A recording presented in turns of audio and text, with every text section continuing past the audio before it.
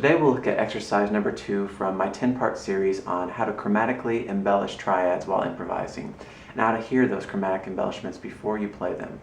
If you haven't watched the first part of this series, please go and do so now. All of these exercises are available for download on my website at tjjazzpiano.com. Let's get started. So last week we looked at embellishing triads through ascending chromatic half steps. So for example, on a C major chord, we would approach each note of the C major chord by a half step below.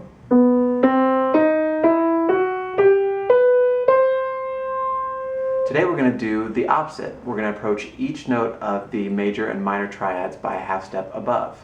So if we've got our C major chord here with an octave on top, we'll approach the first note by a half step above by a D flat, going to the C, A flat to G.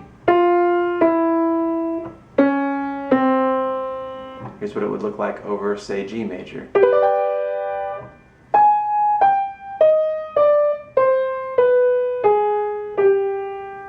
Now this type of exercise might remind you of something that we use a lot in jazz improvisation called the Bebop scale.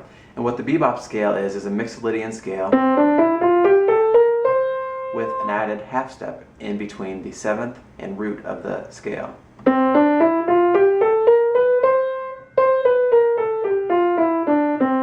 What this added half step does is make sure that all the chord tones line up with downbeats. 1 and 2, we hit the 7th, and 3, we hit the 5th, and 4, we hit the 3rd, and 1. All the important notes of the C7 dominant chord will happen on downbeats because of that added half step. So we're doing the same thing with our triads here. So we have an arpeggio, and if we add these chromatic half steps, and 1, and 2, and 3, and 4. So now let's apply the same method we used for our last lesson. We're going to play through the exercise at a slow tempo, then we're going to sing and play, then we're going to sing and ghost the notes, and then finally we're going to sing the notes away from an instrument. We'll be taking this exercise around the circle of fourths, since that is the most common cycle that we find in most jazz standards. I've got my metronome set to 35 beats per minute, which is a nice slow tempo. That'll make sure we're playing all the notes and singing all the pitches correctly. First thing we're going to do is play around the circle of fourths. And I'll only be playing through probably 4 or 5 of each of these so the video doesn't get too long.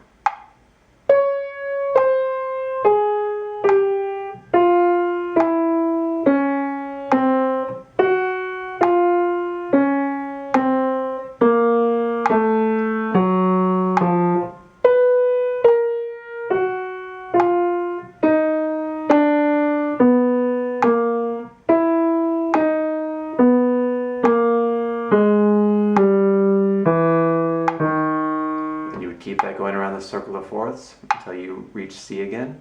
Here's the same thing over our minor chords.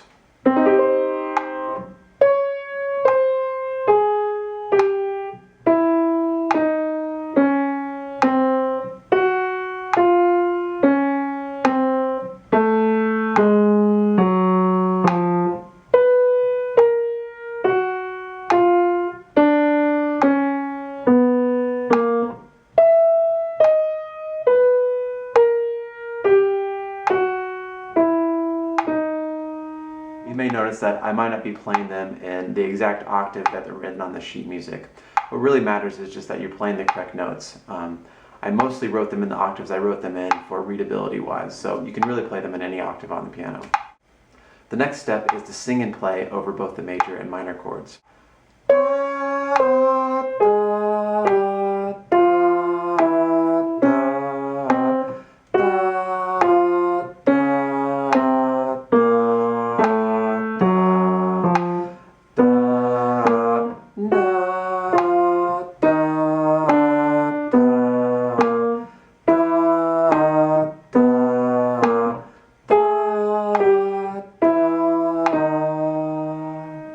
You'll notice I was switching the octaves I was using based on where my voice was.